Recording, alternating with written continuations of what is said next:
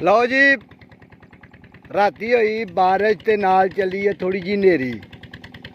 ठीक आ ते नेरी ने आ कणक का हाल कर दिता जो हालांकि इन्नी वगी भी नहीं गई लेकिन आ सारी पा दी है लम्मे। कणक बड़ी बेहतरीन कणक हुई सी जिद्दां दी आ कणक खलोती है ना इनू राती पानी नहीं सी दिता जिहदी वजह नाल ये बची रही आ।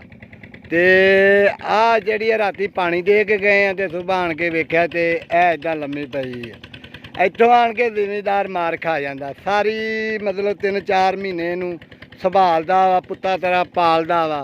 ठीक आ ते एक नेरी आ वेख लो निकी जी नेरी आ ते उन्हें लम्मे पा छड़ी आ सारी फसल जिहड़ी आ ना आ वेखो कणक सारी लम्मे पै गई आ।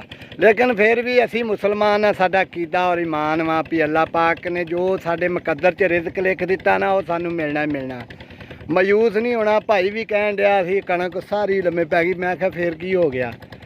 अल्लाह पाक रोज़ी देने वाला वा खरे दे अल्लाह पाक ने साडे लिए कोई बेहतरी बनाई होए लेकिन इंसान है तो इंसान दिल ना खराब होया वेख के। लेकिन सानू उहदे ते यकीन रखना चाहिए वा। कोई नहीं गल फिर की हो गया नुकसान सारा कुछ पहलों नुकसान फिर नफ़ा।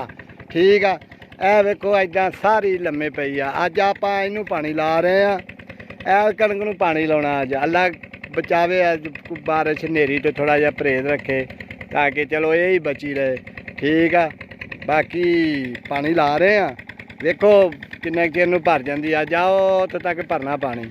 बाकी कणक ना आ होया जो इदां हुंदी जो जिमींदार इत्थों आण के मार खा जाता जो है पुत्ता तेरा पाली जे चीज़ नूं वो इत्थे आण के नुकसान दे दे फिर इदां ही हुंदी।